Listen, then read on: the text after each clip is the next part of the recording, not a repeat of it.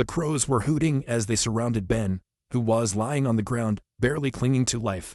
As he opens his eyes, he wonders if he just lost consciousness, and sits up, wondering what happened to the battle. While he was unconscious, he grimaced in pain when a stabbing sensation suddenly struck his chest. Looks like he's got some broken ribs. Fortunately, he could still move, and just had to calm his nerves. Exploring the area in search of the rest of the members of his group, he sees the battlefield. Together with a familiar person leaning on a pillar, another was crushed under the heavy hands of a stone giant. Both were limp and motionless. However, the battle was not over yet, and people were still fighting in the middle of the rubble. A priest confronted a couple of demon knights, and used his powers to push them back. Meanwhile, the biggest fight of all was going on, and the hero was facing the omnipotent Demon King. Using his authority, he swept the earth with his arm. Swarms of fallen souls passed by the feet of the human, gathering and swirling at the command of the Lord. Soon, an arm reached out and pierced the earth. Countless undead warriors sprang up in response to the Demon King's call. It was an army of the undead. Surprised that she was still hiding such a great power, Ben puts on the mask to fight. He calls the priest, who stops surprised that the rogue was still alive. He threw himself into the furious war, asking for the authority to be granted to him. Thus, their ally began an incantation, summoning a powerful being to lend them his power. The authority of the light burned from his skull and traveled to his swords. In the blink of an eye, he burst through the enemy forces and tore the demons to pieces, using his double swords as an extension of his body. Senseless and foolishly brave, they continued to charge forward. Bright flashes of light emerged, slashing their bodies and slashing without any effort. Ben tells them to leave the minnows to him, and gives a resounding shout to the hero. He was facing his strongest enemy yet, with concentration and power coursing through his entire body. With the fate of the world on his shoulders, he lunged at the king, who cringed and concentrated his power to face the human. The earth crumbled with his shock, and despite the difference in size, the hero stopped a chopping block and returned several of his own. However, his enemy strikes back, reluctant to fall for such weak attacks.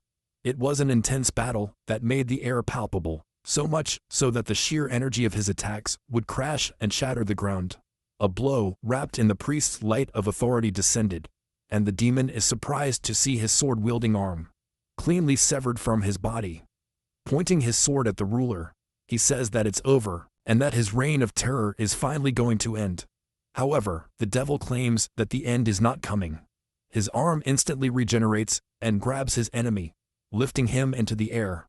With the death of the hero, his reign will continue without objections. He planned to self-destruct and take humanity's last hope with him. Just at that moment, a solitary figure appeared in the sky, with 2 lightsabers. Ben smiled and asked what they were doing. At first they do not react, and she simply cuts off the demon's arm to save her comrade. As he was so determined to die, she maniacally tells him to let her join him in the afterlife. The Demon King's power exploded, and it was as if time stood still as it took effect.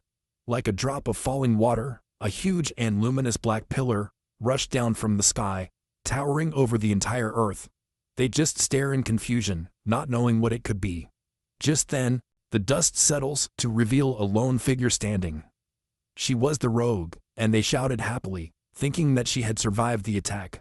However, there was an open and obviously fatal hole in his body. The Demon King rushed to witness the inheritance of the throne's power, but in the end, it was nothing more than a senseless death. When he reached out his hand to finish Ben off for good, she appeared right next to his face to kick him hard enough to make him turn his head back. He survived the attack and had a different twinkle in his eye. Could it be? It means that she also has the qualification to receive the throne of authority. Immobilized by the threatening demon, she makes a sign to the members of her group. The priest uses everything he has to empower the hero, who charged with his holy sword and brandished it at the Demon King's head. With the killing sword of evil, the ruler's body is split in half and crashes to the ground, causing the entire area to tremble from the impact. The priest moves through the rubble and tries to find his comrades. The hero calls him, But when he arrives, he sees Ben's body lying on the cold, hard floor. He was regenerating. The demon also emerged, asking if she had received the blessing, despite the hasty application. Her presence puts the hero on guard, but he assures her that there is no need to worry. After all, his physical body was already collapsing after fulfilling his purpose, and it was certainly a victory for humanity. With this, the king's head falls to the ground. As a last message, he says his story ends there, but ominously adds that it's Ben's turn. She will be forced to make countless decisions and will sink into deep despair. Even if she is crushed by the responsibility on her shoulders, like him, she can only pray and keep moving forward without stopping. Perhaps their journey will have a different ending, different from those who were empty and from those who were foolish. Extending his hand towards the sky, the demon king's body finally crumbled into dust, allowing the sun to shine once more. A new day has come for humanity. The struggle for the fate of the world ended just like that. Later, the hero's group walked through the streets, enjoying the celebrations of his victory. People in the capital were cheering, and after that, time flew by. The magician was caught by the director of the academy and was forced to return to school. The elf embarked on a lonely journey back to her homeland. The priest said his last goodbye and left the secular world once again. As for the hero, he put on the emperor's crown and also returned to his original place. The false light faded, and life breathed under the sun as if nothing bad had happened. Thus, fear left their daily lives, and the era of peace continued for a long time. 150 years later, Ben was still going on too, albeit in a much more waning form. Given his age, he was nothing but bones and clothes. The mountains around it have crumbled, and the plains have become deserts. The only thing that hasn't changed are the stars in the sky. As she says this, a bright star crosses the sky, proving her wrong. She was cursed with immortality, wrapped up as a blessing by the demon king, who bestowed it on her before she perished. For what purpose do you need it? If it can't even disappear, and simply must exist, what is the point of life? If she must be alone forever, what is she supposed to do? As another star passed by, an unknown and bright voice rang out, surprised by both the star and the skeleton. A girl named Joan approached him, and 150 years after the fight against the demon king, the time that had stopped began to flow again. On the mountain behind the Chantap village, and on the outskirts of the empire, an innocent girl with bright eyes approached Ben despite her undead appearance. She wondered what a girl was doing there so late at night, but before she could figure it out, Joan pinched her cheekbones as if they were full of meat. Confirming that it was a talking skeleton, he exclaimed excitedly, and began to pull the skull, without a trace of fear. His hands are finally pulled away after a while. There have been many children who have been lost in the forest, but she is the first to touch her in such a way. Wasn't he taught to run away when he saw something that wasn't human? Joan argues that she was taught not to judge by appearance. The old rogue was getting excited after a long time, only to be interrupted by a stranger. Still curious, the girl asks about his identity, particularly noting his strange sword. Ben says that she is an imperial messenger, and that she is now protecting the mountain with the cursed sword. Based on his title alone, it is clear that he is a very strong person. It is not a job that anyone can do, and he is entrusted with the messages of the emperor. More than fencing, it also needs high-level magic like necromancy. Watching the undead squirrel dance at her command, Joan was completely impressed. Having said that, she asks the skeleton to accept her as a disciple. Ben couldn't help but laugh, as he was getting bored of his repetitive daily routine. However, he suddenly refuses, saying that it is too much trouble. This earns her a few blows to the head, as the brat calls her stingy, and tries to make her change her mind. Seeing her pout, Ben flatly insists that she is no one's teacher. With that, she continues with her day and idles, lying quietly under the shade of a tree. The calm does not last as long as usual, as there was now a little girl running and jumping on her resting body. He brandishes a branch and refuses to leave, at least until I teach him fencing. Ben wants to avoid worrying his parents and being mistaken for a kidnapper skeleton. But the girl assures him that there is no need to worry about that. After all, her house burned down with her parents passing away inside. Before she died, Her mother told her to be strong and learn to survive alone. So she intends to do just that. Leaning her future sword on her shoulders, and with a confident smile, Joan says that she must understand where she is coming from. Ben couldn't help but see his old self in the girl. Sighing with resignation, he agrees to take her and teach her fencing. After all, it's not like a strong woman to keep denying a girl's request. This makes the young woman scream and jump for joy. Meanwhile, the old warrior laments how the emperor's people have gone through a great trial. He is going to teach the girl to stand on her own as an atonement for not having delivered the ruler's message. The training started, and, although it was as intense as one could imagine, there were also moments of calm and rest. The undead were awakened from the depths and summoned as training partners for the girl, who did surprisingly well and showed great potential. Little by little, the two warriors built a strong bond, sharing even ridiculous and joyful moments along the way. Like a child snuggled up in her parents' warmth, Joan gradually leaned on Ben's shoulder.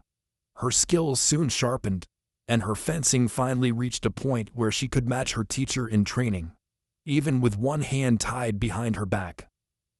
Despite the intense morning, cheerful smiles almost seemed etched on their faces. Time passed and 11 years had already passed. Ben called his disciple, saying it was time to prepare the meal. Meanwhile, Joan had become a strong and beautiful warrior who felt nothing but respect for her teacher. While preparing dinner, he says that he has something serious that he would like to talk about. It was obvious he was creating the mood all of a sudden. He starts talking about the village he once lived in. Apparently, all the citizens left because of a wave of monsters, and even the empire abandoned him to his fate. Everyone he knows has already given up hope. On the other hand, she has become strong thanks to all the years they trained together.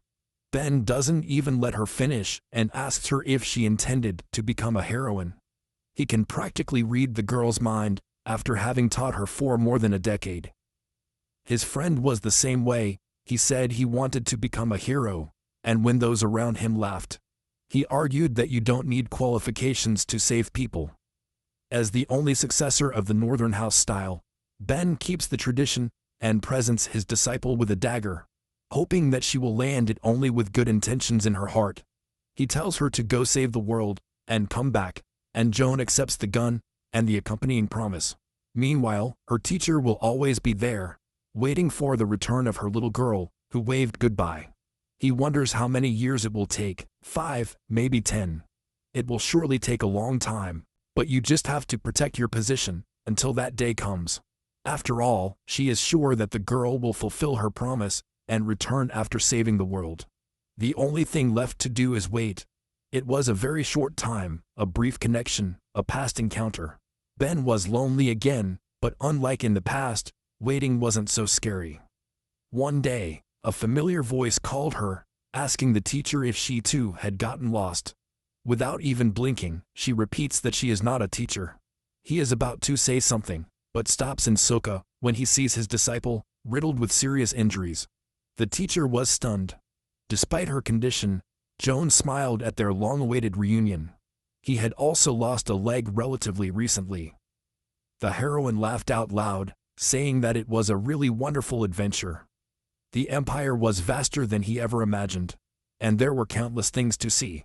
Talking about how he helped people with what he was taught, his breathing started to become short, but he adds that the emperor ordered his assassination. Ben hugged his little girl's weakened body, and, feeling that she can finally rest easy, Joan relaxes, and says that she is a little dizzy. He wraps his arms around his teacher, and asks her if she cried while he was away. Squeezing her tight, he wants nothing more than to catch up, but his grip finally loosened, and his hand fell inert to the floor. The immortal being, after living a century alone, was once again filled with unimaginable pain. The imperial soldiers were marching to the foot of the mountain, and were looking for Joan, who refused to die peacefully at their hands, and made them go there. Seeing a figure among the trees, they mistake it for a civilian, and tell it to leave. However, Ben was already drawing the sword that had been sealed for years. His monstrous aura emanates as he asks if they still think they are on a mountain. The necromancer's sword buzzed with power, and the undead suddenly began to rise, clinging to the soldier's legs. They crawled from the ground in crowds and hordes, killing every man they saw. 120 years ago, while traveling as a messenger, Ben found the remains of the Demon King's army there. He tore out their entrails, crushed their heads, and tore their corpses to pieces. The bodies piled up to become dirt, and soon a forest grew, turning the place into what it is today. Worried that other necromancers would misuse him, she stayed to protect him ever since, but there's no need for that anymore. The leader of the knights defends himself and tells his men to get information. He knows that the number of undead that a single necromancer can summon is limited. Therefore, his plan is to wait until the enemy's resistance is exhausted. However, the wall of enemies makes it clear that this will not be the case. The desperate cries of his men echoed in his ears. To make matters worse, their corpses were raised against him, wondering who might be capable of a necromancy that creates an army of the undead. The captain of the knights loses his mind at the hands of one of his own men. They ask who she is. Come is the mouth of the emperor, the voice of the empire. He raises his sword, and then plunges it deep into the mountain of torn corpses, ordering him to get up. Calling the people of the empire, he tells them to listen to the words of the messenger. In the nearest village, the citizens are surprised to see the forest rage, and move as if they had a life of their own. If the empire deviated from the will of its founder, the former emperor granted the nobles and subjects the right to put it back on its course. The earth and the trees crumble as the demon corpses they were built on rise up, all armed, and following the order of their one true ruler. Ben loomed over them, carrying the wool of his former lord, and ready to execute his words. Burning the flag of the new empire, he moves forward to make his homeland pay for his crimes. One man ran as fast as he could and breathed a sigh of relief when he finally reached the village. He sees other soldiers and thinks he has survived, but his vision suddenly turns red. His head is ripped off by the undead charging in to confront the knights of the station. They report the situation and ask all the waiting squads to assemble. Another captain falls victim to an enemy who immobilizes him.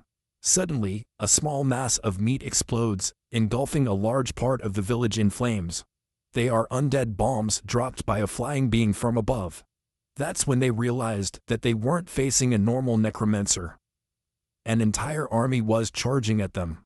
And when all hope seemed lost, a lonely man ordered everyone to retreat.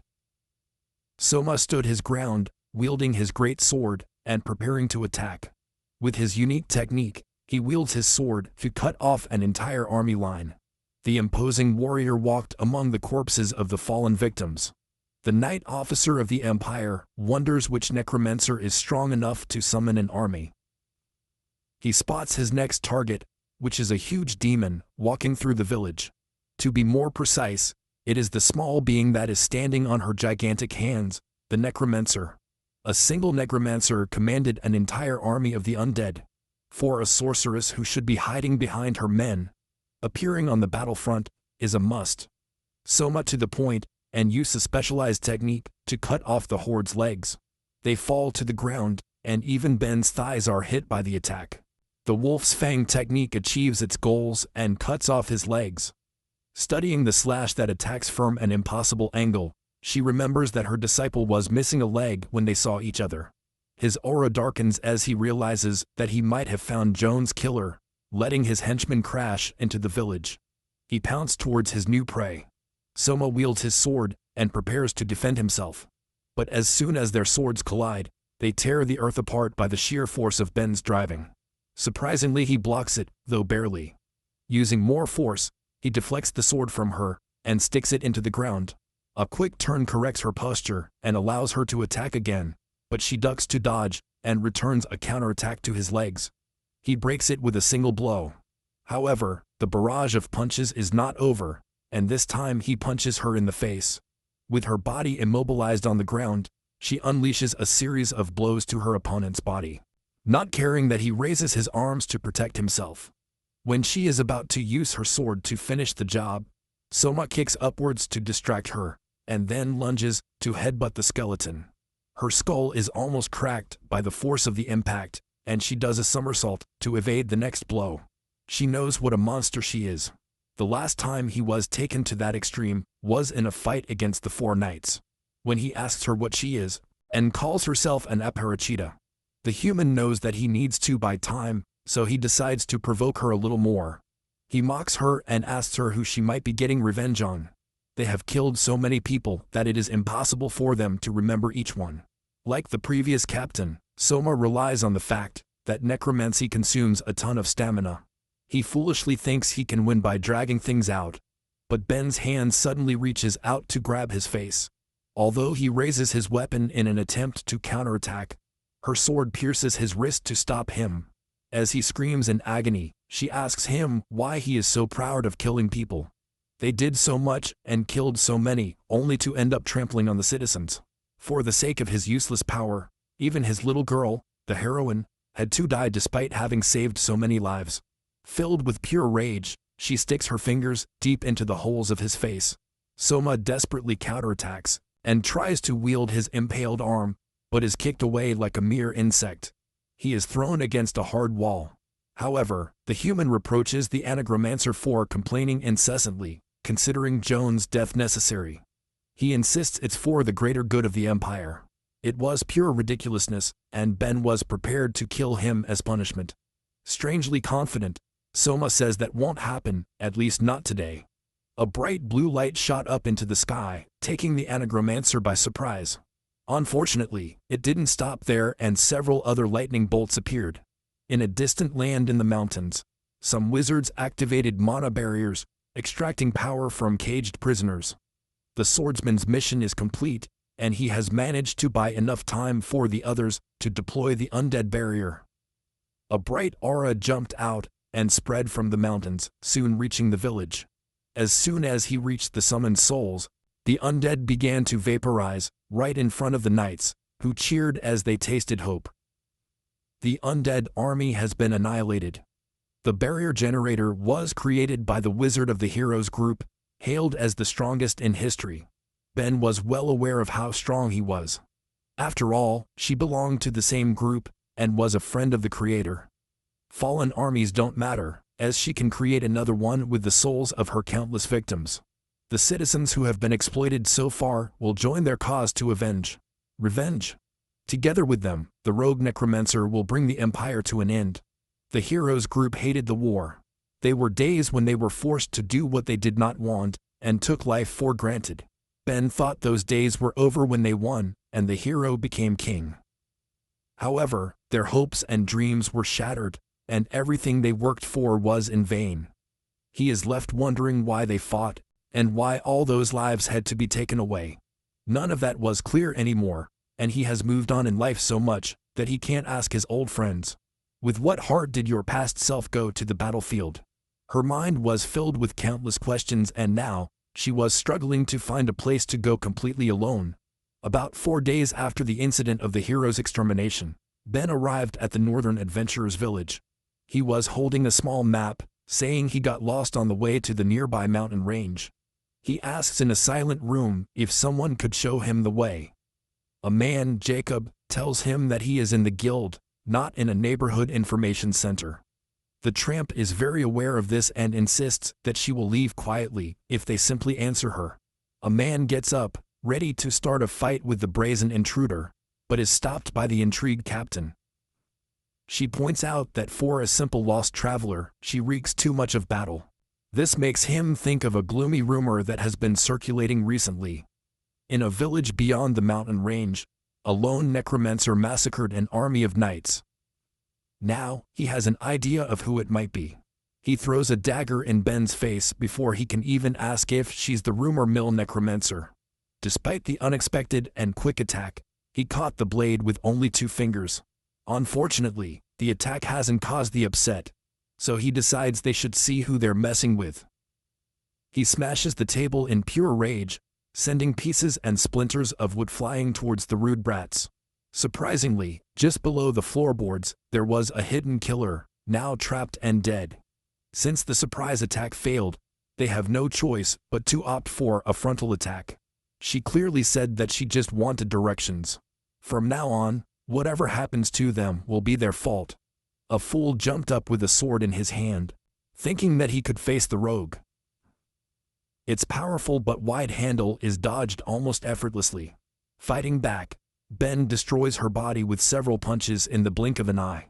One last blow hits him in the face and sinks his head into the ground. Despite seeing his comrade demolished, the next man tries and mows down his enemy with multiple spear lunges. Still, she makes her way through easily, disarming him before he could even realize what happened. His hand is on his neck, and the man suddenly finds himself being slammed to the wooden floor.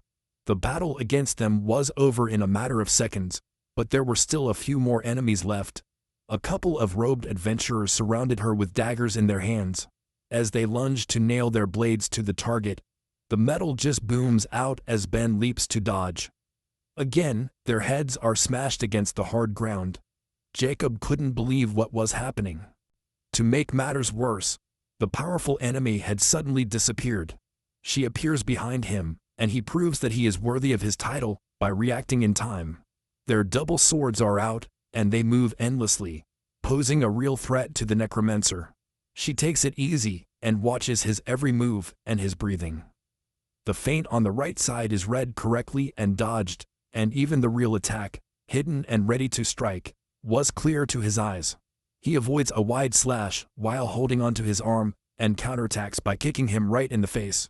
The enormous strength of the small leg sends him crashing into the wall, and the spectators watched in disbelief, unable to accept that the captain was defeated in a single blow. She stood there like the harbinger of death and watched the crowd, looking for who would challenge her next. Just as he fixes his eyes on someone, a steady voice puts an end to the commotion.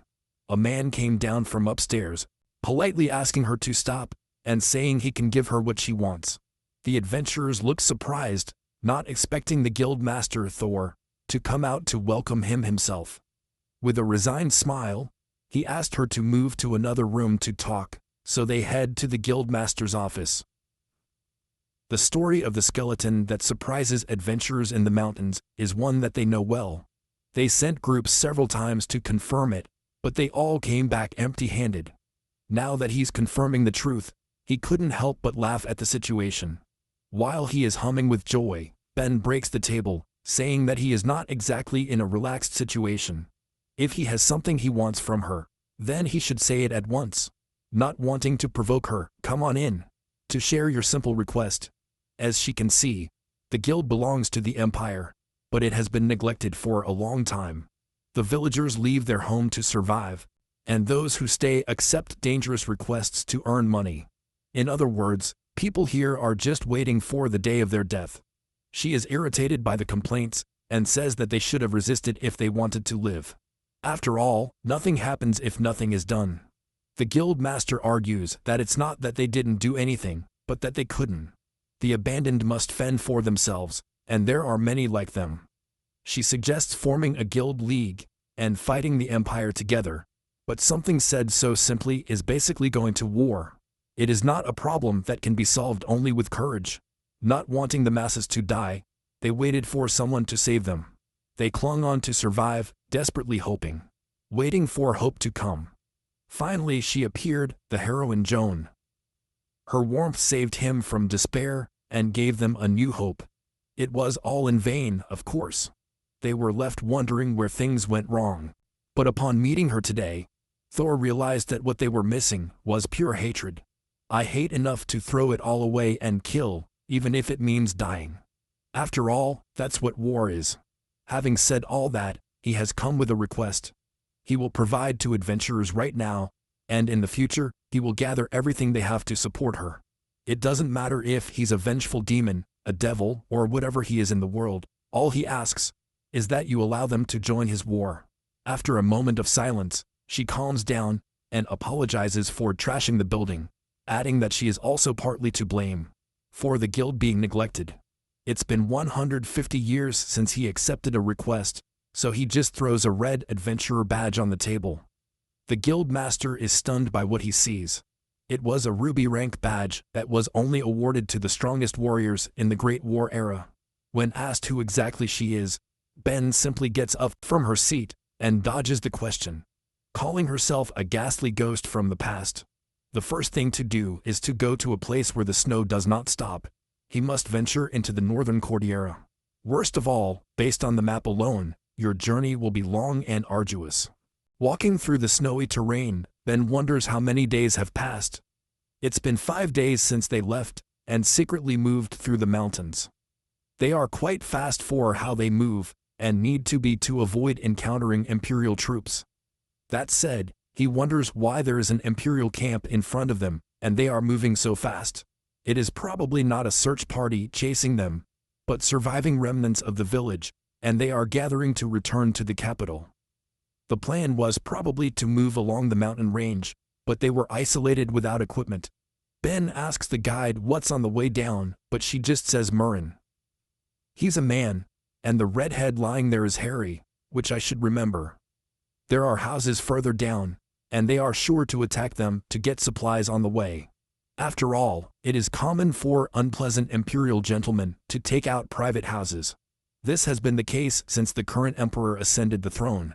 Upon hearing this, Ben decides to kill them all, a bold statement that leaves his two companions stunned. Before they could confirm what she had just said, the rogue had already disappeared from her place, leaving them both with their mouths open in surprise. The ground crumbles and shatters when he lands. The snow makes it difficult for them to see what is happening at first, but the intruder brazenly declares that she was indeed attacking. The guides wonder if he is really asking to die. Meanwhile, the other knights were responding to the enemy and watching as he killed his comrade. They charge despite recognizing her as the blackmailer of the recent massacre. Their commands happen in an instant and are so fast that it takes a moment for the soldiers' bodies to register the cuts. Their limbs and bodies are severed from each other. A captain orders her men to surround her and not surrender, since the enemy is only one person. However, she is quickly silenced with a sword that rips off her head. Noticing that she only told one person, Ben asks if her eyes are only for adornment, unable to see the endless wall of undead lurking behind her. Advancing with his dark army, he rode to overcome his adversaries. Just as Harry thought, the skills he showed in the guild were not his full power. The undead roared as they jumped on their enemies, strangling and holding them, until their mistress came to end their lives. Without a shred of doubt or mercy, the ghost of the Chan Tap village tears apart both his enemies and his subjects. As it was almost over, the two guides decided to regroup with their leader. It was such a one-sided massacre that Ben dropped his sword and allowed his army to finish the battle on their own. As expected, the undead tore the living apart without any help.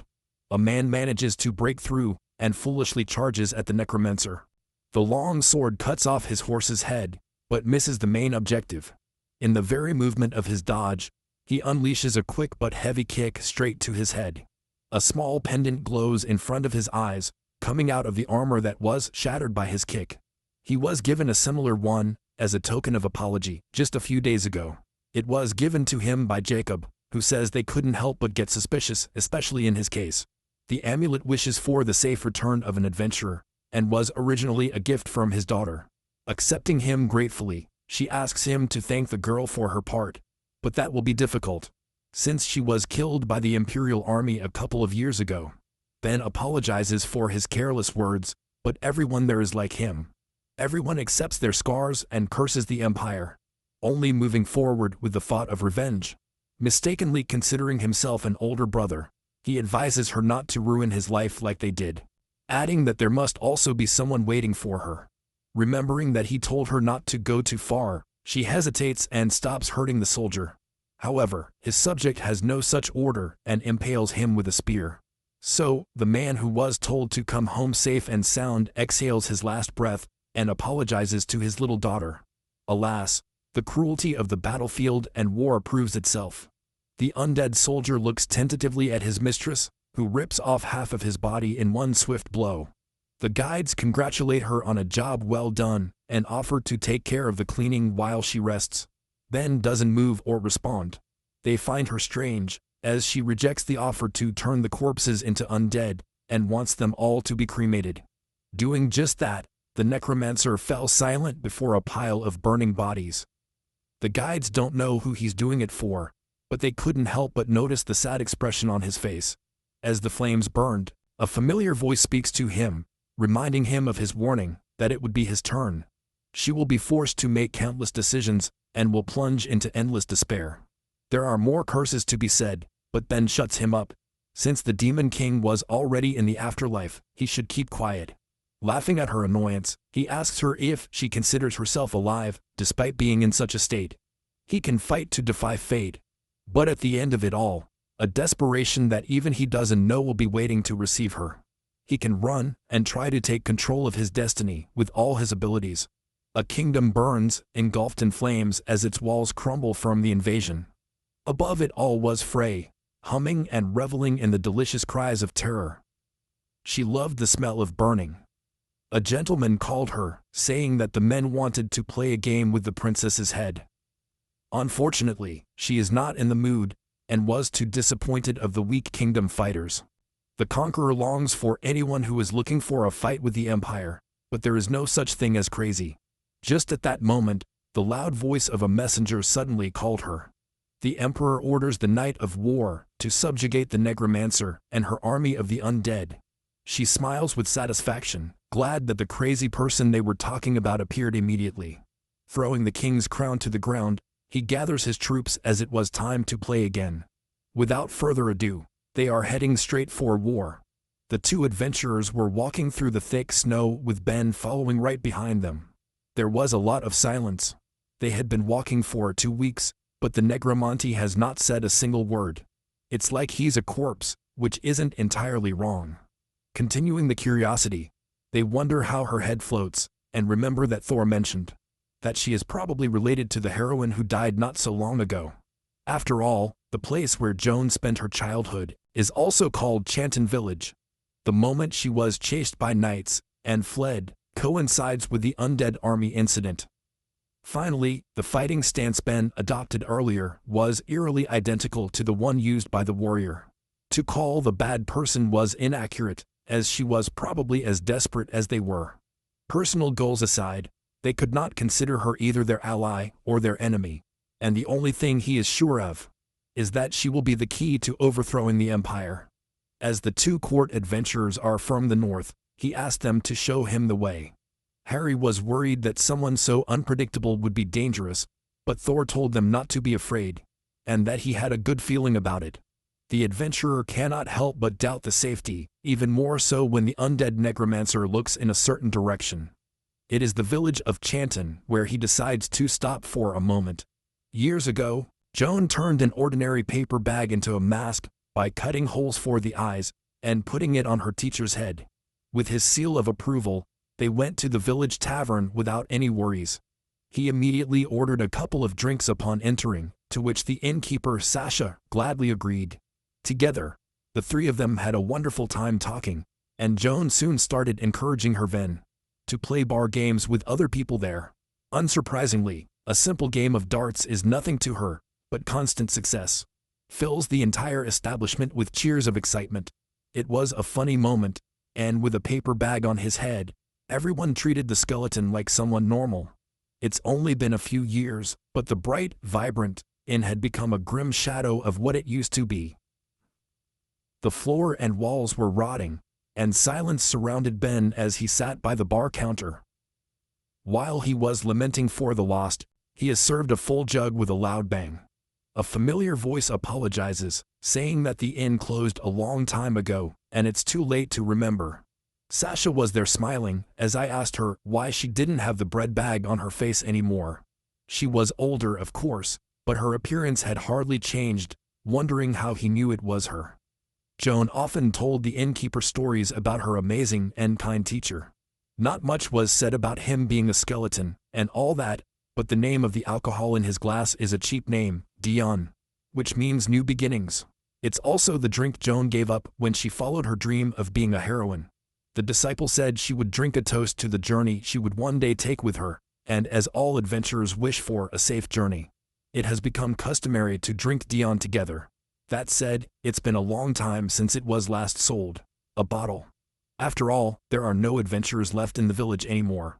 The country is already in ruins, so Sasha understands why Ben was consumed by anger. But he tries to dissuade her from continuing with what she wants to do. It might be possible to avenge the people of the Empire, but he really wants to become the monster in the world necessary for that to happen. Joan would not have wanted that, and the girl would have wanted it to be a little more cheerful. A couple of objects are placed in front of her, and her very sight reminds Ben of the presence of his disciple. The heroine left them to Sasha and asked her to give them to her teacher. Gathering companions and saving people is like a fairy tale about defeating evil. It is said that a long time ago, the Red Ruby adventurers experienced this. Joan was hoping to have a fairy tale adventure like that with her one day. The words echo in his head, and Ben reaches out to take the pint of new beginnings his little girl left behind. Blind revenge, and even wise men wander in the fog, and impeded by fury, she kept repeating the same mistakes. Ben is supposed to be the teacher, but even now he was learning. That said, he tells the girl to put her heart on his shoulders. Grateful, and seeing the skeleton turn around, Sasha asks him what he is going to do now. And if he is starting a new beginning, just as his disciple would have wanted, it was time to leave now that he had taken that drink. The souls from her past wanted to leave with her to experience not revenge, but an adventure in the story of the skeleton messenger. The two guides noticed Ben leaving the inn and asked him if he had finished his conversation. From now on, they will take the normal route, which should be cold for someone who is pure bone.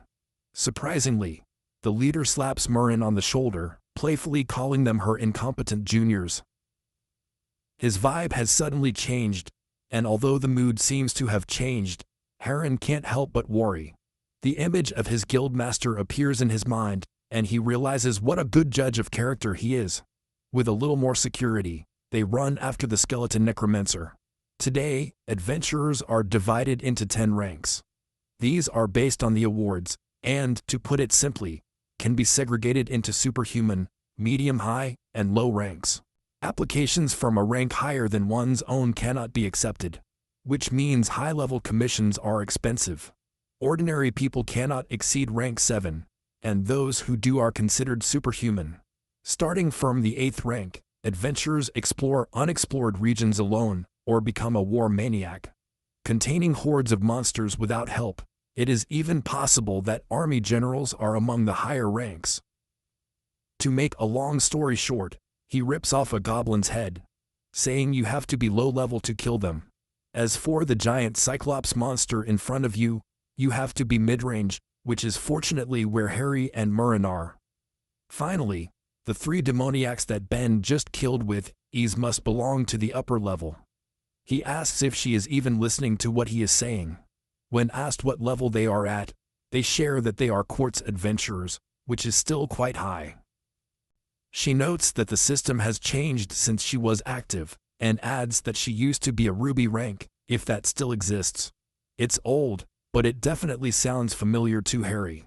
Murrin makes the connection first and laughs, hearing the mention of a mythical rank.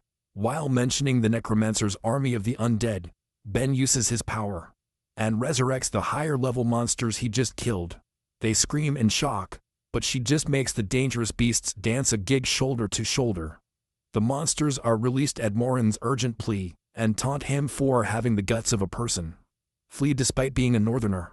The ridiculous but joyful moment reminds the immortal being of the times when he felt truly happy with his group, and with Joan. Then they ask him why he is heading to the northern mountains, which are notoriously dangerous. To his surprise, she says that she has a promise to keep, things to find, and so on. The original plan was to storm the Empire with the Demon King's undead army, but they were vaporized. It was not just any barrier that killed them, but one specially created by the magician of the heroes group, and had phenomenal power. That said, he will need human troops to overthrow the Empire, and he will have to do the impossible by turning the northern tribes into his allies. If it can really be done, they will become the most powerful force on the continent. Originally, Ben wanted the Emperor's head, but her disciple convinced her not to. Right now, instead of cutting people into pieces, his goal is to rebuild the Empire properly. Realizing that it might be too heavy a topic, he changes the subject. The two are shocked when she guesses that they failed in the big hunt and ran away, as they have a long way to go. She promises to give them a break and tells them to attack her. Harry throws up his arms, strangely excited at the thought of a duel. Feeling a little brave, Ben decides to carry out a little game.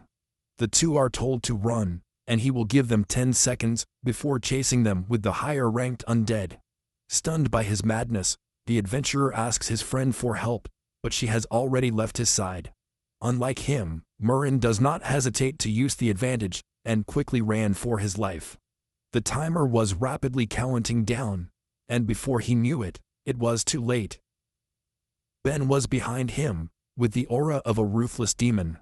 The undead monster charged forward with a deafening roar, but the person controlling it had a satisfied, albeit subtle, smile.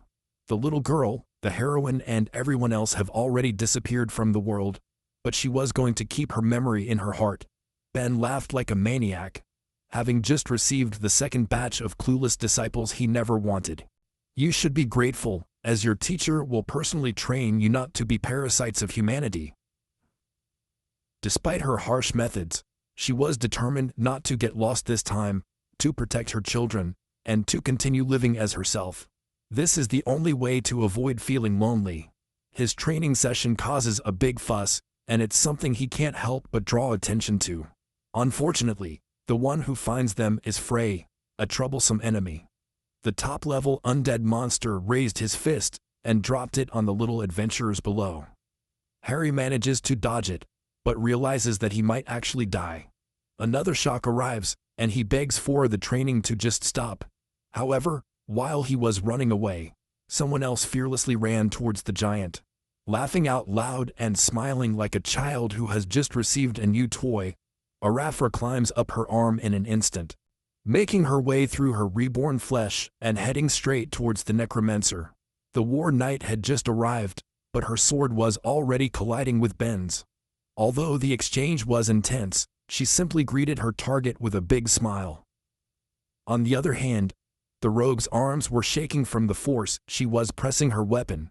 But things got worse when her enemy suddenly started spinning, using a unique tornado fencing style. Frey's attack breaks through, piercing through the undead beast and shattering the earth below. Murin worries about her, but the knight's troops are also closing in. Ben complains about the rude ambush, saying they don't even know each other yet. As such, for now he asks who his attacker is. Saying that it is a pleasure to meet Chantan's ghost, Frey responds with a greeting, and introduces himself as a member of the 4 Knights of the Empire. Soma mentioned this group before, and she must be one of the people who gave him problems. Now that the introductions are over, the war knight was eager to continue her battle. He charged with a huge and powerful blow, and his shocks are so strong that the nearby surroundings are cut off and shattered. Frey was moving like crazy, skillful and dangerous despite looking chaotic.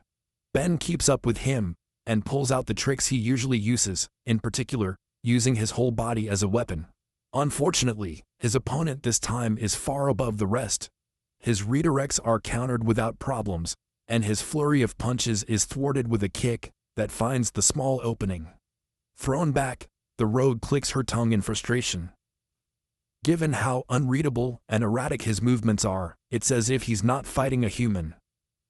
She was an unpleasant opponent, no doubt. He throws a small stone with such force that in an instant, it is within an inch of Frey's eye. However, this was only a distraction to hide the rain of punches he was going to unleash right after. To Ben's confusion, he started laughing and took the barrage of punches well enough to launch an attack of his own. With the necromancer sent flying, the war knight complains about the disappointing fight that doesn't even involve an army of the undead. She asks her target why she's so distracted, and if it's because of the 2 weak adventurers, then she can promise to bury them with her. Ben scoffs at the idea of me burying her. Noticing Frey's battle instinct and unnatural range, he recognizes his strength. He raises his empty hands, saying that the girl's damaged eyesight is his fatal flaw. The undead sword was at his side, and he could only curse in anger as the summoned soul devoured his body. Ben seizes the opportunity and tells his disciples to run while they can. A huge column of red smoke enveloped the area, and, very soon, a long undead beast was crawling through the forest, serving as a vehicle for his teacher's escape, while she happily shares that the red smoke is actually a mixture. Farm chili powder, Murren asks him if he has a plan, because even an army won't be enough for one of the 4 knights. Ben surprisingly agrees, saying that she can't stop the woman either. But all they have to do is keep running since they've already passed the limit. The way to escape is by being as loud and outrageous as possible. Unfortunately, this won't be so easy with Frey and his knights already on their heels. She jumped off the beast's back, and in an instant, was on top of them, laughing out loud, excited at the prospect of a full-blown battle. While she uses the unpredictable and powerful spiral style, Ben plants with his fearsome northern style. The 2 warriors attack each other, and their attacks envelop the forest in clashing flashes of light. They tear each other apart for a moment, but in a complete victory, Frey's slash goes through the rogue, and even cuts off the head of the undead beast. So far, he has seen a monster brought back to life, strange smoke bombs, and a skeleton with peculiar techniques. Things were finally getting interesting, and I was looking forward to what else he had to offer. Ben shakes off the dust and scolds his opponent for getting his clothes dirty like a real villain. The War Knight throws a mocking comment at him, which simply starts an exchange of insults between the 2. Finally, losing patience, Frey asks why he is not calling the army of death living. She was clearly strong, but something was distracting her, perhaps the 2 humans from before. With that in mind, the enemy offers to kill them first if it will help her focus and incite enough anger for her to fight seriously. Without losing his cool, Ben wonders why he is getting so close to his opponent.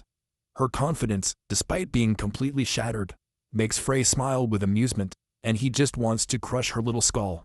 Suddenly, dozens of powerful arrows fell like a lethal rain. No matter how strong she is, the arrogant War Knight suffers a couple of shots. Acting like a gentleman, Ben tells him to bow down to the mother of the northern tribes, the mountain range itself. The mean-spirited method makes her smile. Breaking the arrows, Frey says he wondered why they came all the way to the tribe's front yard, but it was all to pull off this cheap trick. They tell Ben to flatter them, and that he will wait as long as it takes for the most entertaining war to start. Placing her trust in the skeleton warrior, the War Knight leaves with a wide smile. While she is upset about the crazy woman, the 2 disciples run to check on her condition. But they care about others who are nearby. He had almost forgotten, but he turns to the trees to thank the tribesmen, and begins to introduce himself. However, an arrow pierced the waving hand, and the archer who shot it was already thinking about drinking liquor from his skull like a king. Directly remembering what kind of people they are dealing with, there was only one thing left to do. The 3 adventurers ran for their lives, and, of course, were chased. The warriors aimed poison-covered spears at the intruders, and launched a hail of dangerous projectiles at them. Ben surely had a cooperation agreement with them, albeit one that was made about 100 years ago. Then he suggests mentioning their names, but they are fugitives, and it would only make things worse. Harry, in particular, has an unpleasant record with the leaders of the tribes. Thinking that it might be better to say his name in this case, the necromancer turns around and orders everyone to stop. He requests an audience with his chief, saying that he is a member of the northern tribe. The brazen statement makes them stop, but with skepticism and doubt more than anything, feeling like a problem solver. Ben gives his comrades a bright smile, but suddenly they find themselves behind the steel bars of the tribe's cold and harsh prison. Sarcastic and mocking words of gratitude come from Harry, who then gets a well-deserved bump on the head from his new teacher. Then they confirm that he is a member of the tribe, at least from a long time ago. Still in pain, the squire begins to panic about the critical situation they are in. He is sure that they are in the village of the Red Sheep, and will be doomed if the chief recognizes him. They were only supposed to guide Ben to the entrance of the mountain, and avoid contact with the tribesmen. The prison door suddenly rang with the arrival of a guard, who says that the boss asks about the skeleton. The 3 are chained up and dragged outside. There, the immortal adventurer can't help but see that nothing has changed. They are taken to the center of a wide area, exposed for all to see. Vidin, the chief, says he has too much nerve to pretend to be a member of the northern tribe. Moreover, another person in front of him also has the audacity to re-enter, as if nothing had happened. Ben insists that he really is a member and suggests that they listen to her first. It seems he has no intention of giving her the benefit of the doubt, and was more enraged by the mere presence of the failures who have essentially been banished. The village has not changed at all. Still treating those who failed in the great hunt as outcasts, Ben breaks the handcuffs, reproaching him for his stubborn traditions. The boss is enraged by the bold words of someone who does not understand his customs. Since she knows exactly how to get him off his back, he decides to take care of the matter personally. With another insulting remark hurled at him, Baden pounced with his red axes in hand, ready to tear the intruder to pieces. Even at a distance, his blow is strong enough to tear the stone floor. Without blinking, Ben deflects the attack to his sides, where he hits his comrades. To be specific, they beat and break the shackles that bound their hands. She tells them both to stand down while she takes care of the battle. Continuing his onslaught, Betten subjects her to a flurry of ferociously fast and powerful attacks, and Murren can't help but be amazed. The boss is definitely a strong person, but the undead warrior was on another level. He read his attacks like an open book and deflected each one with incredible accuracy, forcing him to miss all his punches. They couldn't even follow his movements, but it was clear who was on the winning side. The chopping blocks cut off the area and forced those who were nearby to flee. Stopping only deflecting, Ben quickly moved towards his enraged opponent and, in a matter of milliseconds, unleashes multiple punches to his body. Still feeling confident, Beenen brandished his weapon with devastating force and asked if that was all she had. It was a long way from that. The skeleton warrior fights back, but he blocks with his bare arm and says that her punches are too light. After all, it is pure bone. An elbow hits her skull and sends her flying. For him, the dead should not walk among the living, and should simply turn to dust. There is a lot more braggadocio he wants to do, but the boss's body suddenly fell to the ground. His body doesn't move, probably after getting hit at a pressure point, but when it happened, Ben repeats his words about the dead fading away. It's something he's heard 1,000 times before. So why was he there? The living, kneeling before death who was still standing. Why can't he take a single step? While she walked towards him with a sword in her hand, putting the cold steel against his neck, he tells the boss that it's time to talk. Beenen was completely overwhelmed, almost as if he was a child training with his teacher decades ago. Since it's her total loss, he asks what she wants. Ben orders him to gather all the chiefs of the northern tribes, as they are going to attack the empire. His goals are quite high even for them, but there was nothing that he, as a loser, could say. He will call her to join the Great Northern Assembly, the Great Council, which will meet soon. Since he still can't trust her, he tells his group to stay at Harry's mansion for now. The mention of a mansion surprises her, while the man in question hid in shame. Baden is confused, realizing that she entered his territory without even knowing it. That failed kid shouldn't have told himself that. He thinks it's totally ridiculous, so he tells the stranger to listen carefully. His partner's real name is Harry the Swordsman, who comes from a tribe allied with theirs. He is the only successor of the Northern White Lion Mane tribe. In the snowy northern mountains, territory of the Red Sheep tribe, the three adventurers arrived at the Houck mansion, with Harry at the head. Ben was taken aback to see his often sweaty comrade walking so gracefully. The successor says he abandoned his family's name and house. The day he fled to the mountains, honestly uncomfortable, he goes straight to his room and tells them to call him if necessary. Such an unfamiliar and obscure attitude makes it seem like someone else. Just then, Manson greeted him at the entrance, introducing himself as the caretaker of the mansion. The undead skeleton shows up, and the old man already knows who Murren is. To prove it, the two catch up like old friends. She was the gardener's granddaughter who treats Harry like a friend, but in essence she is a maid. Ben asks for more information, unable to believe that his disciple is the next boss.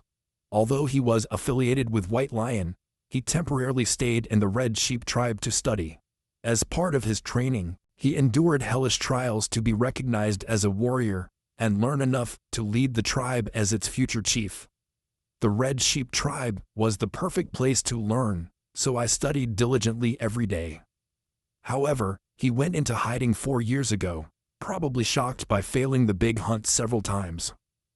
While the servants who could not resist returned to the White Lion, Vincent stayed to take care. The reason she stayed is simple. She can't allow the house to be dirty for the day Harry returns. The same goes for Murren, who believed that he would return to happen to whatever happened. In fact, all the members of his tribe have been waiting for him all this time. Later, Ben goes out into the garden and asks what the adventurer was doing there. As the former gardener of the Hauk family, Murren was simply taking care of the flowers naturally. She knows Harry would have made a good boss, but that's not the reason she ran away with him.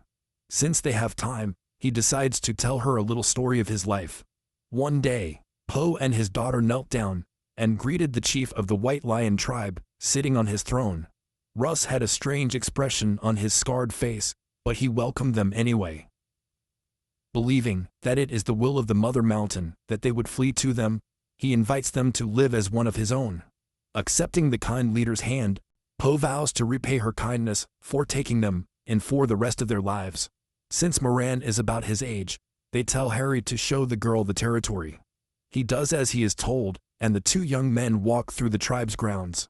Nice enough to be the successor of a tribe. The guy introduces himself to the newcomer, who hands him something without saying a single word. He takes it, thinking it must be a tribute for his new master, but throws it to the ground, realizing that it is goat dung on a stick. The new maid returns his greeting and introduction, flashing a cheeky smile. Acting like that with someone of higher rank would normally get her in trouble. To his surprise, she only asks if all that really matters. Is the rank you're talking about really more important than having fun in your lives? Seemingly easy to convince, he accepts his point of view and provokes a sly smile, asking if he is a fool. She takes him by the hand and drags him to enjoy the day. They spend it as friends, with Harry being dragged into Morin's childish antics. Meanwhile, his other companions were watching on the sly. As his future tribal chief, he played with a maid. Calling them, she introduces the boy to the other children, giving him her seal of approval. With the affirmation of the successor, they finally abandon the concept of ranks between them and focus on having the time of their lives.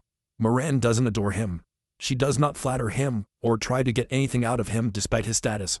After all, she does not see him as the boss's son, but simply as Harry, a boy his age. It was the first time.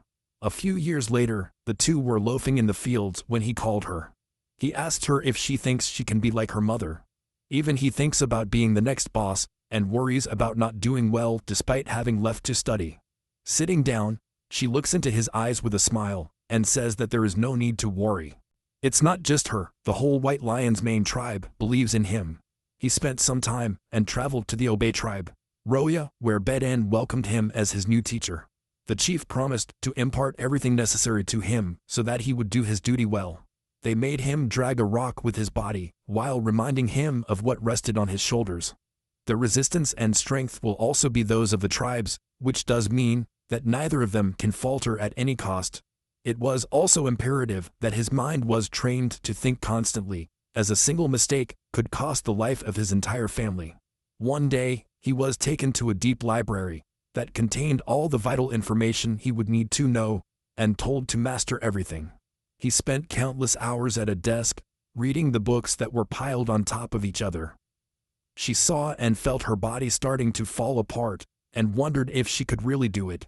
Remembering Murren and his words of affirmation, he returned to his book with renewed resolve and strength.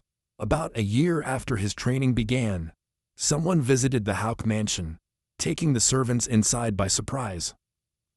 While he was breaking the news, the girl couldn't help herself, and so they stood there, transfixed by the surprise. Information had arrived. Shocking. Apparently, Harry had run away.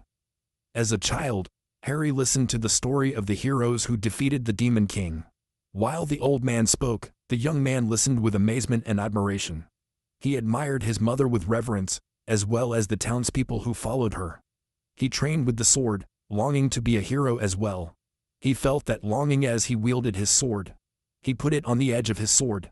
However, in the end, there was only one broken boy left. Anxious to find Harry, Murin quickly gets dressed. They tell him to wait, as there is an advantage. Tiska, and even experienced warriors stay under cover. Besides, he has no idea where he is and doesn't have a plan. He ignores these warnings and goes out into the cold. He walks with difficulty while the snow falls around him. Each heavy step leaves deep footprints as you move forward. With every breath, he feels the cold, icy wind blow through his lungs. Still, she's determined to find Harry. Meanwhile, in a village in the northern region, we see an empty bar. The only sound comes from Harry, who is drinking alcohol by gulps. The door suddenly opens and Murin arrives. Harry, who is now obviously drunk, sees his friend. She looks relieved to see him, then her expression turns to anger as she asks why he ran away. He replies that it didn't fit his aptitude, and that he had no talent anyway. Murin listens and doesn't say a word. She walks slowly towards him as he continues to drink in gulps. She grabs him by the shirt and lifts him towards her. Then he yells at her to stop complaining. He reminds her that he said he wanted to become the best boss. He looks at her with a resigned expression, which surprises her. He says if you fail once, it's an experience, twice, it's a mistake. The third time is stubbornness, while the fourth is to start a standard. He then claims that he failed the big hunt test 4 times in a row. He lacks the necessary instincts in battle, and also has no aptitude for magic. He has no outstanding skills or special talents. He is also not an expert strategist. He sits on the floor with a defeated air, and laments that he has nothing. All he has is instinct and sharp eyes. In fact, you've probably already heard that he was disqualified as a warrior more than 1,000 times. Mur can't believe what she's hearing as he continues, claiming that she has no idea because she hasn't been in his shoes. She doesn't know the pressure of everyone looking at you with high expectations. In the end, it becomes too much, and he ends up being swallowed up by despair. Murin says you ran away. Harry replies that at least here, he breathes easier than before. Here, no teacher is watching him. No man of the people treating him like an uptight superior. Here, you can be a miserable drunk all you want. She asks if this is really the person she longed to be, and the question seems to bring him back to his senses. He covers his face with his hand and says he doesn't know anymore. He can no longer remember who the me he longed to be is. Murin looks at him with sadness in her eyes. 2 years pass. The sun rises in the village of the northern region of the continent. Murin reads a note that says the people of the Spear Tower need help. He says that there have been so many requests from this village since his adventurers guild practically disbanded. Harry grabs his shield and prepares to leave. Murin notices that, although Harry is still not who he used to be, he seems to have perked up again. For 2 years, he has remained by his side, waiting for time to heal him. Her eyes notice something as she watches him walk down the stairs first. The fact that he still wears his shield shows that he has not completely cut all ties with his tribe. Therefore, it could still make him change his mind. The ground shakes a little, and he wonders if it's an earthquake. It's actually Ben, as this was the moment when something was about to change. Back in the present, Murin tells him that at first, it was just about leading the way, but with Ben, he saw the old Harry again. He adds that Harry's abilities are not those of a warrior, but actually somewhat resemble Ben's. Then he suggests that I accept him as a student. Harry has an abundant talent. He is simply struggling because he clashed with his mentor. She then ends by saying that she thinks Ben knows what he needs. Meanwhile, Harry is in his room, and hears a knock on the door. A hand goes through the door, taking the young man by surprise. We learned that what he really needed was a teacher totally committed to opening the walls of his heart. Ben peeks out of the hole, and firmly states that it's time to train. He grabs him by the shirt, and drags him to the door. He turns around and says if he skips a day, she'll know. If he rests for 2 days, the enemy will know. Therefore, I should not think about resting until I die. Harry begs for mercy, as she has just heard about his sad past. Ben doesn't care, and hits her on the head, while telling her to shut up. He wonders how he knew what they were talking about, and Murin says he has excellent hearing. Ben then says that he is going to take his training seriously, as he has started to grow fond of him. They joke around a bit, while Harry lies on the floor muttering nonsense. Meanwhile, the sound of someone panting and out of breath is heard. He walks as fast as he can using his cane. He apologizes to everyone, and says he can't go to the Balea. The reason is that he is the only survivor, while the others died on the battlefield. He then gravely declares that the wolves of the Empire are approaching. The Northerners are at a strategy meeting, but Harry is not present, so Ben is furious. Ben tells him that he keeps Harry busy with training. Ben thinks it's silly for me to try to improve Harry when he has no potential. Ben replies that it is only Ben who cannot recognize the boy's true talent. Just when Ben wants to get into a round of insults with the undead, there's a knock at the door. They let the survivor of the coastal defense in, and he begs Ben to give the order to attack the Empire. Ben refuses, citing that attacking the Empire means going to an all-out war with them. And he also cannot see the survivor fighting now that he has lost his left leg. He orders him to return to his post. The survivor is out of control and screams at the boss to change his mind. The guards have to hold him down. Ben informs Ben that the one who broke in is a survivor of the defense force from when the Empire army attacked the coast not long ago. He explains that the scale was gigantic and that it was basically a massacre of his forces. The survivor's partner saw him already lying on the battlefield with a crushed leg, but the man wanted to continue the battle. Even though the battle was already won, the soldiers of the Empire were still killing their friends. He was the only one who survived to mourn in a cemetery of his comrades. Later, Ben informs Murren that she has been accepted as a northern warrior, and that Ben chose her for the job because of her effort, intelligence, and experience. Ben also says that she is very good. Ben knows that he only pretended to fail the great hunt for Harry. The undead is praising her so much that Murren changes the subject to ask how Harry is doing with his training.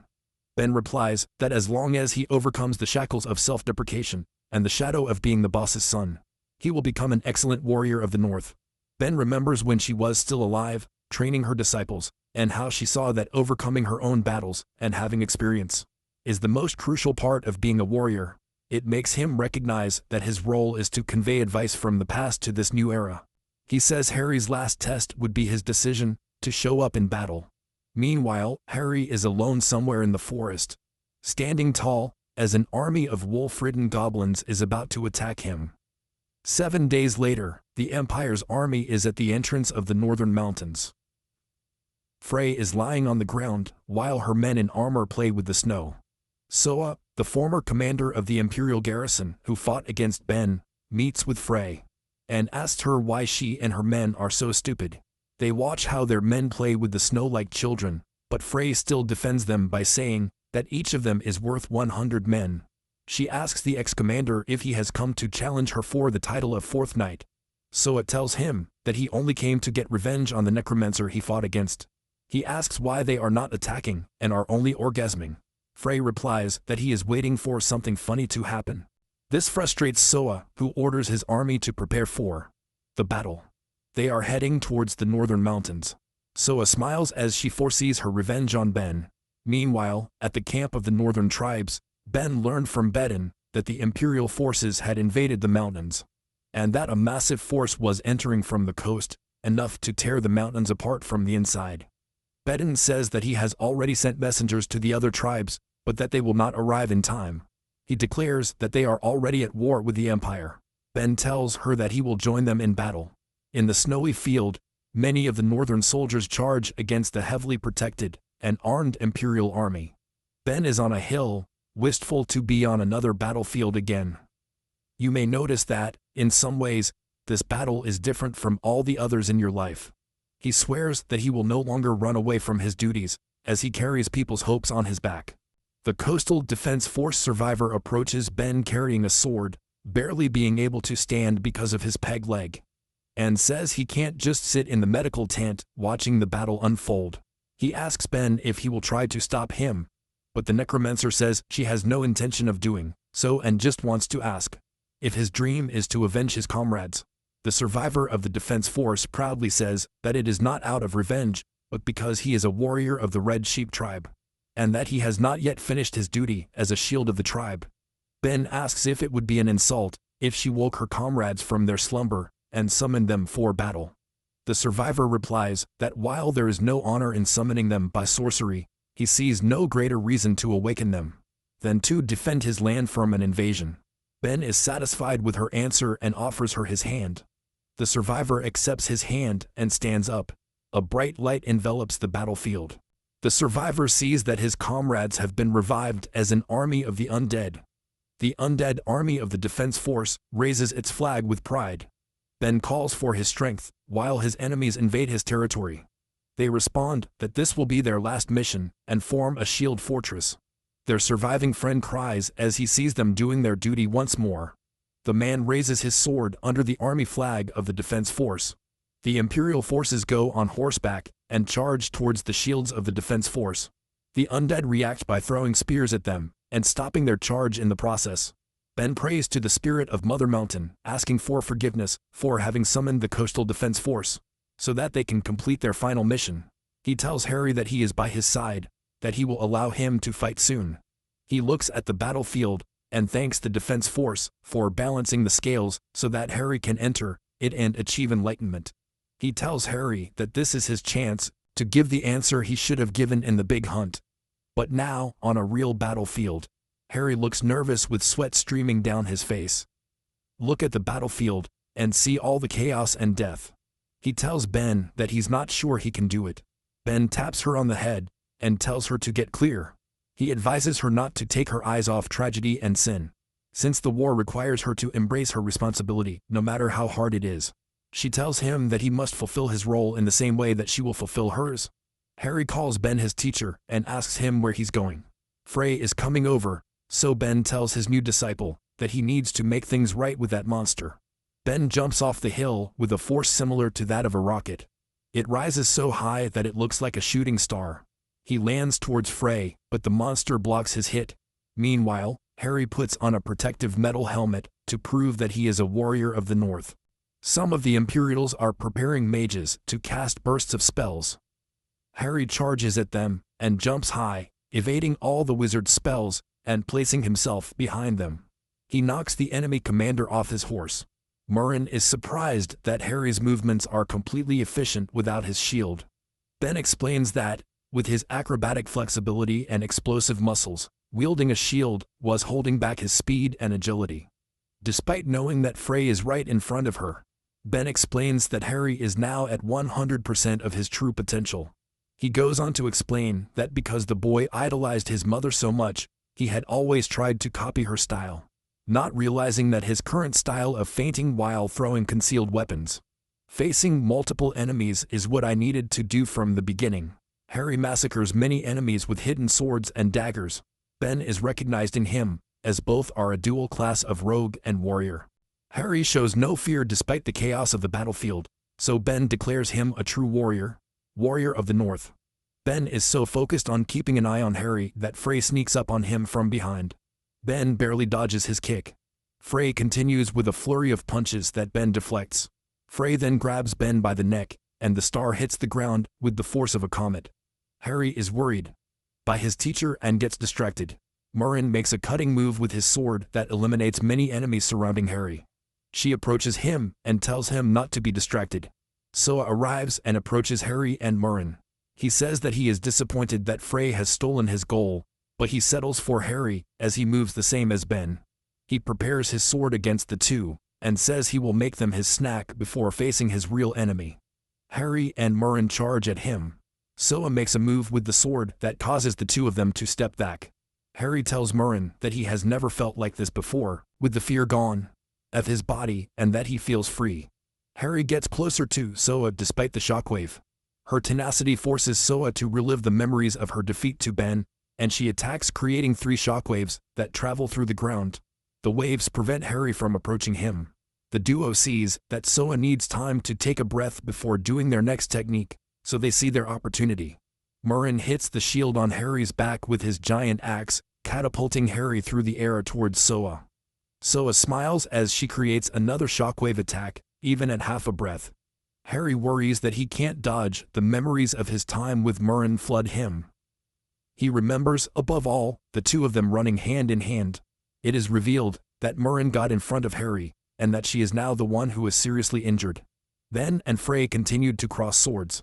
Ben gets defensive, while Frey creates a shockwave. Let him kill even the many soldiers at his side. Ben blocks the shockwave directly with effort until it dissipates. Frey steps on the corpses of his own army that were killed by his attack, while walking towards Ben. Frey realizes that Ben did not dodge the attack, and understands that it was because Ben's comrades were behind from her. Frey finds it strange that Ben only protected those on his side. Ben replies that it is Frey who should be worrying about his own comrades suffering under his feet. Frey looks at the corpses under his feet, and laughs, as he considers the dead not as humans, but only as pieces of meat. Frey also asks Ben why he keeps alternating hands, and even withdraws his sword when using the fist. Frey may feel that his enemy is holding back somehow. Frey thinks about the possible reasons, and considers that maybe Ben is too worried about his role in combat, or if he usually uses other weapons. He analyzes that Ben has experienced combat skills, and a general's perspective on strategy, while possessing martial prowess. He determines that Ben is a rogue-type fighter. Ben praises her for being very clever in analyzing it. Frey also tells Ben that she knows she's distracted because she's too worried about Harry. He reminds Ben that Soa is a knight commander well above Harry's level. Frey comes face to face with her opponent and tells him not to stop looking at her. The red-haired woman then throws a double man, killing many of her own Imperial soldiers in the process to get to Ben. Frey then throws a horizontal punch at Ben, but the undead warrior slips to avoid him. Frey tries to stomp on her, but misses. Ben analyzes that he can see the opening in Frey's attacks, but the window to counterattack is too small. She regrets that she is not using her original sword, which she is used to. Frey also finds it strange that Ben's attacks are full of gaps, where he seems to miss opportunities to attack. Ben is looking at Harry, who is carrying Morin's injured body, trying to force himself to focus on his opponent. Frey gets in his face to make him look at her. Frey then punches Ben in the face, knocking the undead warrior back. Frey judges Ben as heartless for looking only at his disciples when there are hundreds of lives on the battlefield. Ben knows that his enemy is right in saying that she is being heartless. He looks at those who have already fallen in battle and wonders why he didn't take a look at them or take the time to save them. Her inner demons tell the undead warrior that it's not her fault. Look at the warriors fighting each other, and they don't hesitate for a second to kill each other. Her inner demons tell her to just give up and accept that she has been discarded by the world, for the world, and that he needs to wield his sword against the world. Ben then remembers Murin telling him not to feel guilty that a war had broken out in the north because of him. Murin assured him that it was not his fault, and that the north is also his home, which warriors like them must protect. Murin insisted that Ben should no longer blame herself. This makes Ben realize that he has forgotten that she is also a northern warrior. She gathers her conviction, while reminding herself that she will not hesitate anymore, even though her comrades fall on the field. He swears that he will remember those crushed to dust and take their wishes into the future. He goes on to say that northern warriors like them are only strong when they are united. Remember that these are the words she lived by when she was traveling with the heroes group and when she was close to the hero. Frey throws a baton at Ben while she's distracted. Ben makes a faster cut that wounds his opponent's chest and arms. Frey looks at the undead sword again and sees that it has been split in two, and that Ben is now wielding dual swords. Ben tells him that this is the reason why his movements were contained before, all while he makes a sword move that creates a cyclone. The move sends Frey flying like a jet at full speed through the sky. While flying backwards, Frey laughs, realizing that the reason Ben's movements were strange before was because Ben was originally a dual sword wielder. Ben sends her even more sword shockwaves, creating a tornado that follows the red-haired woman. Frey then recalls a vague opponent from her past who told her she was pitiable for being a war knight who doesn't even know the pain of death, or a rivaling agony. Frey screams that she should not be belittled. He makes a mandible that cuts a mountain in half. Ben tries to fight back by recreating the sword movement of the hero from his past, the one who remembers that he knocks down even the Demon King. He makes his move and cuts the top of the mountain into pieces. The result is that Frey is knocked unconscious as he falls along with much of the debris from the mountain. Harry tells Murin that everything is going to be okay. Even though the woman is dying on the snowy ground, he hugs her and pleads that she will be fine. Soa asks him if this is the first time he has seen a comrade die. He judges Harry as pathetic for all his complaints. Harry swears with intimidating eyes that he will kill Soa, no matter what. This angers Soa, who punches him in the side of the head. He breaks Harry's metal mask, but the young man's eyes do not stop looking at Soa with a vengeful rage. Soa hates his eyes so much that she calls the young man a barbarian.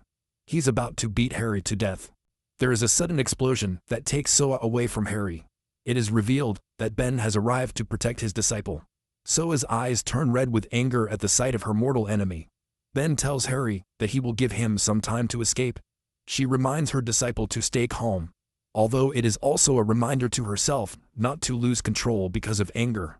Soa tries to make the undead warrior even angrier, telling her that she seems to have forgotten her real one and got herself a new pet. Ben tells Soa that Frey asked him earlier if he felt any pity for the Imperial soldiers who died on the battlefield, since they too have homes and families to return to. He admits that if he feels guilt, but that if he does not kill them, it means that his comrades will die.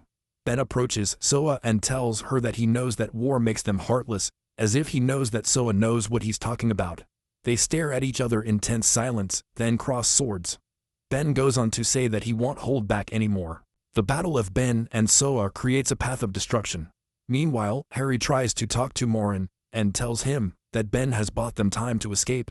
She then gives him a gentle punch. Harry can tell that what he's trying to say is that he needs to help Ben. As he struggles, Morin reminds Harry not to get carried away by his anger and that he must have a future, in which he overcomes his despair. He says it's a dream of his and asks her to take care of it. Morin cries as he makes Harry understand that he must go now to protect everyone as the boss. Meanwhile, Ben continues his attack on Soa. However, Soa can tell that the power behind her techniques is weakening, and that it must be because she is too worried that Harry will suffer a mental breakdown from his trauma. Ben blocks his opponent's kick, while insisting that Harry won't break. He says that Harry will not collapse out of anger because he is stronger than what she was. Ben's body suddenly freezes with pain, and he thinks it must be the side effect of fighting Frey. Soa sees the opportunity and tries to attack. Harry appears and wounds Soa's shoulder before he can do so. As Soa steps back, Harry thanks his teacher for giving him time to calm down. Soa sees his wound and curses Harry. Harry tells her that he is now her opponent. Harry charges at Soa as he apologizes to Morin for sacrificing 2 years of her life for him. As he continues to clash with Soa, he apologizes again and again to her. Both Soa and Harry pounce on each other again, and as they collide, an explosion occurs. When the snow fog clears, it is revealed that they are at a standstill, as they have both stabbed each other with their swords. Soa hits his opponent again and again to push him away, but the young man does not move and stays in his place. While Harry holds on, he promises Morin that he will live to make his dream come true. Harry concentrates his anger and drives his sword even deeper into the enemy. Soa draws his sword from the young man to strike him again. Harry dodges it by ducking. Harry counterattacks, but Soa evades him by jumping. Ben then throws his sword at Soa while in the air, wounding him in the back. Soa curses the undead for interfering. Ben then tells Harry that it's time to execute his plan. Soa sees that the battlefield is on a huge magic circle that has just been illuminated. Before the battle, Ben explained to the Northerners his plan to attract the Empire's army to a place, and how a magic circle would be ready to provoke an avalanche. He also explained that they would escape by a designated route, while burying enemies alive. In the present, Ben yells at everyone to get away. All the Northerners are retreating. Meanwhile, Harry prepares his final move against Soa. He attacks while engulfing Soa in flames in the form of an attacking lion. Finally, Soa is defeated. In Harry's mind, he has just left flowers on the ground to say goodbye to Morin. Harry then sees his teacher running towards him, but he can't hear Ven's screams due to the deafening noise. He does not realize that the avalanche is already about to engulf him. He looks behind him as the avalanche covers everything. Meanwhile, a mysterious person is watching in a crystal ball the snowy mountain they are fighting on. This person, who has a tattoo of a magic circle on his hand, wonders why Ben has revealed himself now. In the northern mountain range, out of the 1,000 Imperial soldiers, 600 of the Soa and Frey vanguards were defeated. Approximately 400 soldiers of the Imperial army were waiting in the rear for an opportunity. Russ, the chief of the White Lion's main tribe, just came out of an intense battle, covered in dirt, but she did not suffer any injuries. With her is the chief of the Red Sheep tribe, Bedin, and he is also not injured, despite being dirty from the battle. The duo moves away from the 400 Imperial soldiers that they alone massacred. Later, the Northerners help each other out of the snow avalanche. The entire undead coastal defense force gathers around their surviving friend. The army leader, Ajita, smiles as he turns to dust. The other undead defense force members also fade away under the glare of the sunlight. Ben informs the survivor that his necromancy usually only moves the dead with no memories of their past lives.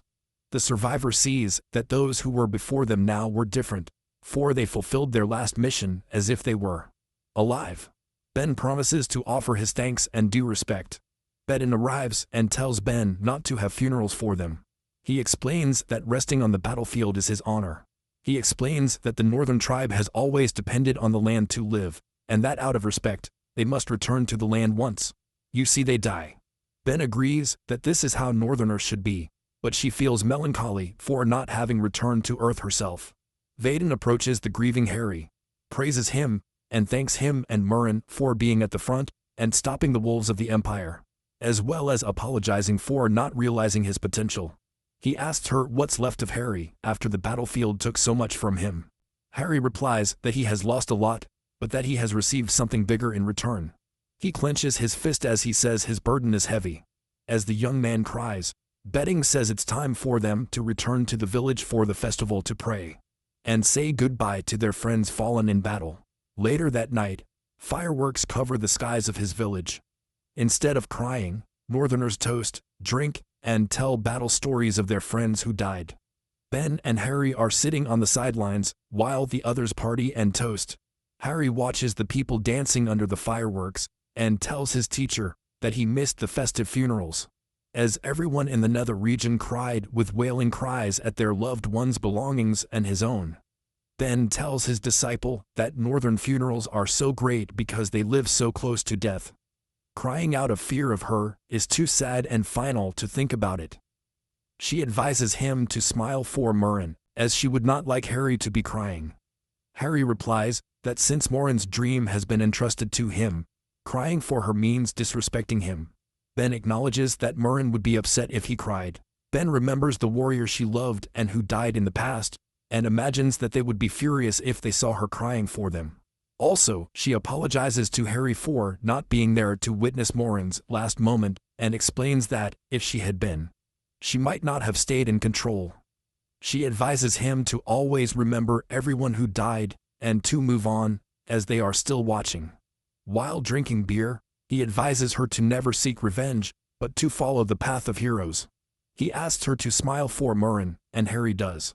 Ben walks away saying he needs to take care of something. Out of sight of the skeleton, the young man cries. He looks at his teacher as she leaves, and sees the story of revenge and regret engraved on her back. Now he sees the wishes she wants to convey to him, and wonders what he should do to fulfill them. 2 days later, Ben and Harry attend the meeting of the chiefs of the tribes, and see that only 4 of the chiefs are in the room. Vaden informs them that as the mountain is vast, it is not surprising that some tribes have not arrived. Dogo, the chief of the tiger tribe of the Dawn Sky, introduces himself with respect to the skeleton. She also introduces him to the elderly shaman of her tribe who, she says, saw the future of the undead, and flew to the territory of the red sheep to give him an object. The shaman gives Ben a wooden talisman that she recognizes. The shaman tells Ben that she will need him, and greets the undead with respect, holding her hand, and calling her an ancestor. Curious Ben asks the shaman what she meant when she called her an ancestor. The shaman tells him she won't reveal why, which relieves Ben. The shaman bows down to Ben, and tells him that the tiger tribe of the Dawn Sky will lend him their strength for his journey. Bedin also tells Ben that the red sheep and white lion's mane tribes will support her, and that he will see to it that the other tribes do as well. They move on to the next issue, deciding the fate of their prisoner, Frey, who is presented with ties and a straitjacket. Frey approaches Ben and asks him with a smile to join them in their war. Frey explains that he is defecting from the Empire, and that he only let himself be captured quietly as a sign of goodwill. Harry screams that they will never be able to trust her, as she is one of the 4 knights, and the main culprit of the mountain invasion. He goes on to say that she used her position as one of the 4 knights to march and annihilate armies just because she loves war. Frey laughs and adds that he also caused for the Empire all the other huge crimes that they are not aware of. Ben asks her why she wants to take his side. Frey explains that he wants war. He advises them to accept his help, because the northern tribes are not enough to face an enemy that rules a continent. He reminds them that the empire has its order of strategic knights and legions of infantry, and if they recruit citizens, even that alone would be a huge force. Darko asks him why he wants to join them, and he knows the strength of the empire.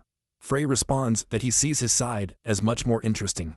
He explains that a side that gains an overwhelming advantage is no longer interesting, and that war gets interesting when the two opposing forces are almost evenly matched. He goes on to say that he wants the catharsis of being in the heart of a life or death battle, and that is only evident when two sides collide, and you don't know which one will win. Harry aggressively opposes her offer, saying that they should never accept the offer of someone as obviously insane as her. Despite his disciple's apprehension, Ben tells Frey that she is going to be a mercenary. Vidin interrupts and tells Ben that he cannot decide the fate of his key prisoner on his own. Ben replies that he knows how people like Frey think. Ben then tells Harry that he understands his anger, but that he shouldn't let his rage blind and cloud his judgment. He advises him that the war demands that he be completely concentrated. It makes him understand that this is not a tale of heroes defeating the darkness, but a dirty butcher's fight. He goes on to say that to overthrow the empire, he would use the power even of demons without hesitation, if it helps them win. He tells Harry that the chief position he will inherit is that of a war general. Harry realizes his mistake and apologizes for getting carried away by his emotions. Frey laughs at Ben for his wise words and remarks that he must have been in a war or two. Ben replies that he spent his whole life in wars. Vidin acknowledges that using Frey would be a great advantage, but he is against it. Of using a mercenary that they can't control, and that could betray them at any moment. He asks the undead if she knows anything to keep Frey in line. Ben replies that he knows how to handle unruly beasts. This makes Frey look at Ben seriously for the first time since he arrived at the meeting. Vidin reluctantly agrees to use Frey. They take a break, so Rush goes back to his room. Vanson, the old housekeeper of the White Lion's Mane, asks the boss if she at least talked to her son. Rush replies that the old man is saying meaningless things. Vanson informs him that his son has put aside the shield and has started training in other techniques. A proud smile is drawn on Russ's face as he smokes a pipe and remembers that his son looks like his father. He tells Vanson to give Harry the sword his father used, as it would suit him better than the shield.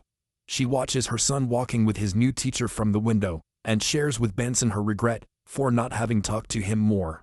In her heart, she tells her son that she supports him to see more of the world, and wants to tell him that the White Lion's Mane will always be behind him. Harry goes to Morin's grave and puts flowers on it.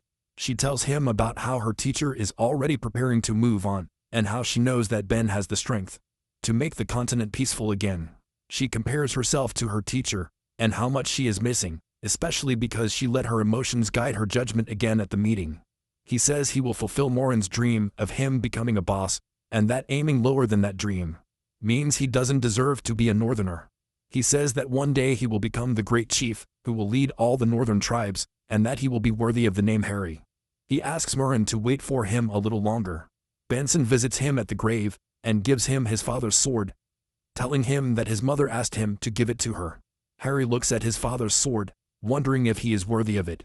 Vanson shares his belief that Harry, as he is now, can make it through the big hunt, and will become a good boss, who will be etched in the history of the North as a great warrior. Vanson also knows that Harry won't do it yet, as he can tell that the young man has already decided to travel with Ben. The old man encourages him on his journey, and advises him to learn from the perspective of his teacher, whom he sees with the perspective of a great general. Benson assures him that she will be waiting until he starts the big hunt again. Harry thanks her as he places his father's sword in his belt. He asks Benson to take care of the property until he returns. Benson asks where Ben is now. Harry replies that his teacher said he has a meeting to decide his next destination. At the meeting, Vidin offers Ben the use of his navy to travel. The chief of the Deep Blue Sea tribe gets too excited at the mention of his navy being needed, and flexes his muscles, along with his men for it.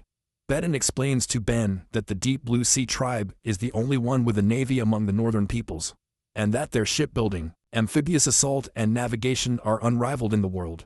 The boss of the Deep Blue Sea puts his arm around Ben, bothering the skeleton. The chief swears very vigorously that the Deep Blue Sea tribe will take Ben wherever he wants to go. Ben informs him that he will travel by land, disappointing the chief of the Blue Sea. Vidin reminds Ben that traveling by sea would be faster and easier, but the skeleton says there is a place he needs to stop on the way. Vidin is intrigued. The undead already has a next destination in mind. Elsewhere, Harry is telling Benson that they are heading to the village where his teacher's ancient sword was forged.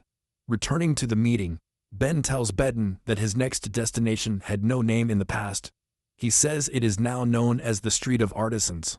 At the same time, Harry also tells her the name of Avanson Street. When Ben is about to leave the village, Bedding tells him that he will persuade the other chiefs to take his side. He also wishes her peace as a warrior of the North. Then Bedding approaches Harry and asks him to listen to him as his former teacher. She tells the young man that Ben is just as human as the rest of them, and that he can have flaws and doubt, despite his 100 years of wisdom.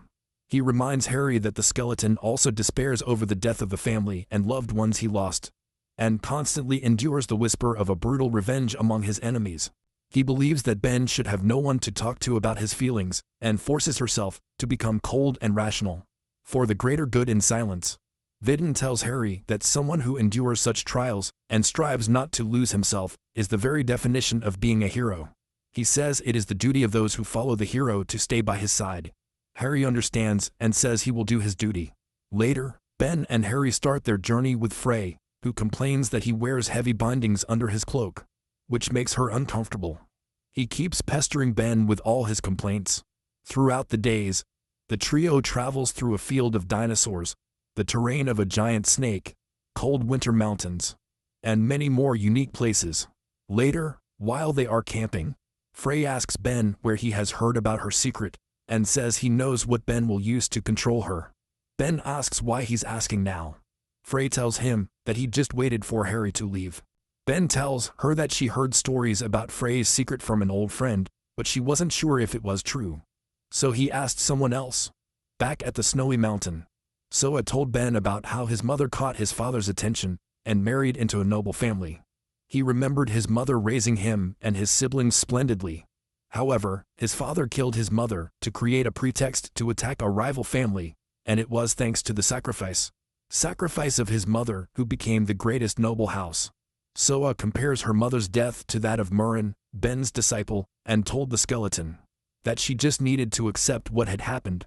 Ben sat next to her, while Soa lay on the floor, dying. Soa went on to say that he didn't understand her for going crazy over the death of a disciple, and declaring war on the Empire. She said she realized that she just needed a justification to be able to have a purpose again, that she used the death of her disciple to be a part of the world again. Ben felt insulted by her accusation, and told her that it was absurd to think that. She told him that just because she was silent, it didn't mean she wasn't angry, and that she had forgiven him. He threatened him with a great punishment for harming 2 of his disciples. Soa laughed out loud as she realized that she had caused great pain to the undead by killing Murin. He enjoyed how obvious it was that Murin trained his body hard, only to die in the end, for the stupid reason of protecting someone else. He also took credit for making Harry suddenly stronger because it was Murray's death that made him that way. Soa judged Ben for not being able to overcome the dead when he could. Ben picked him up by strangling him and grabbing the sword that was still stuck in him. He promised that this time he would kill him. He said he would ask some questions first before committing the act. Frey realizes that Soa revealed his secret. Ben tells him that the man kindly told him all the information he needed. Despite this, Ben has flashbacks of torturing Soa. Frey laughs, knowing what Ben really did, but makes the excuse that she's just excited about the food she's cooking. Frey goes on to say that Harry should think of her as a heroine, and that he will be watching in anticipation until the young man realize that it is not. Ben tells him to take a closer look. The next morning, they see that they have arrived at the village of Paso Deliberate. Frey is forced to wear civilian clothes as a disguise, which she complains is uncomfortable. Meanwhile, Ben wears a white mask to hide that she is an undead. Ben is confident that his perfect costume will mean that they will pass through the village without problems. Later, Liberate's guards point their spears at them for trying to pass.